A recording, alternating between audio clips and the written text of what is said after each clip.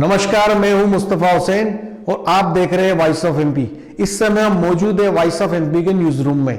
जैसा कि हमने बताया था कि राज्य सरकार जल्दी ही आईएएस अफसरों की तबादला सूची जारी कर सकती है और आखिरकार वही हुआ।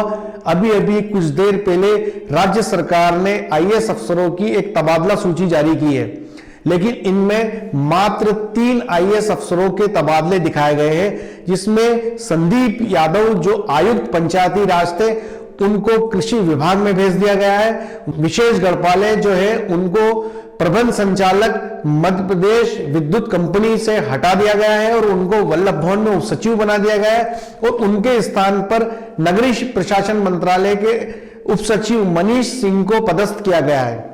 जानकारों ने बताया कि जीएडी विभाग देर रात तक और आईएएस अफसरों की सूची जारी कर सकता है। सूत्रों ने यह भी बताया कि आईएएस अफसरों की जो सूची है वो काफी लंबी हो सकती है। इसमें सबसे खास बात यह बता दूं कि आईएएस अफसरों की सूची अब तक जारी हो जाना थी, लेकिन राज्य सरकार एक बड़े धर्म संकट में खड़ी है। उसका कारण है राजगढ़ कलेक्टर निधि निवेदिता।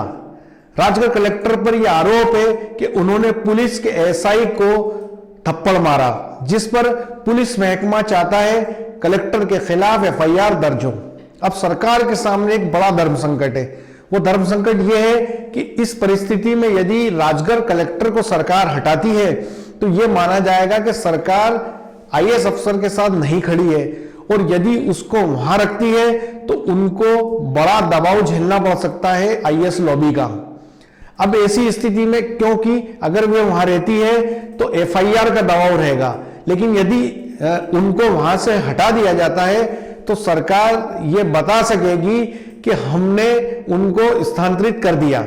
लेकिन इस धर्म संकट के बीच सरकार की जो आईएएस अधिकारियों की ट्रांसफर सूची है वो अधर में अटकी हुई है। तो ऐसी संभावना जताई जा रही है कि जीएडी मंत्रालय आज देर रात तक यह सूची जारी कर सकता है या फिर कल सुबह यह सूची जारी होगी, जिसमें कई आईएएस अफसर, प्रमुख सचिव और जिला कलेक्टर बदले जा सकते हैं। दूसरी खास बात हम आपको बता दें कि मध्य प्रदेश के चीफ सेक्रेटरी आरएस मोहंती 31 मार्च को रिटायर होने वाले हैं। उन्होंने ये चाहा था कि उनको राज्य सरकार 6 महीने का एक्सटेंशन दे, लेकिन वो संभव नहीं हो सका। राज्य सरकार रिटायरमेंट के बाद उनको नियामक आयोग का चेयरमैन बनाने जा रही है। वहीं लगभग यह तय है एम गोपाल रेड्डी मध्य प्रदेश के नए चीफ सेक्रेटरी होंगे। एम गोपाल रेड्डी का भी कार्यकाल बेहद कम रहेगा और वे 30 सितंबर को रिटायर्ड हो जाएंगे। उसके बाद लोगों का यह मानना है कि अगले जो चीफ सेक्रेटरी है वो आईसीपी केसरी हो सकते हैं, जो इस समय दिल्ली में मध्य प्रदेश सरकार का काम देखते हैं और वे सीएम कमलनाथ के बेहद करीबी और विश्वास पात्र माने जाते हैं। लेकिन फिलहाल अभी आरएस मोहंती के रिटायरमेंट के बाद 1 अप्रैल को एम गोपाल रेड्डी मध्य प्रदेश के नए सीएस के बतौर चार्ज ले लेंगे।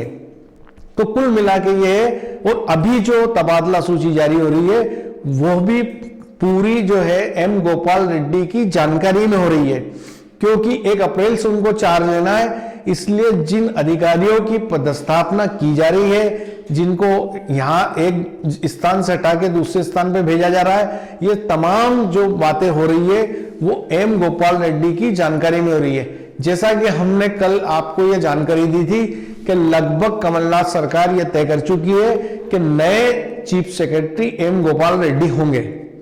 दूसरी खास बात यह है कि जो आईएएस अफसरों की तबादला सूची है उसमें नीमच कलेक्टर के बतौर नीमच कलेक्टर अजय सिंह गंगवार वे सचिव स्तर के अधिकारी हो चुके हैं। तो ऐसी संभावना है कि सरकार उनको दूसरी जगह स्थानांतरित करेगी। तो जहां एक तरफ नीमच जिले में एसपी बदले जा चुके, अब नीमच को नए कलेक्टर का इंतजार है। तो यह संभावना जताई जा रही कि आज देर रात या कल तक यह सूची जारी हो सकती है। मेरे सहयोगी नवीन पाटीदार के साथ मुस्तफा हुसैन।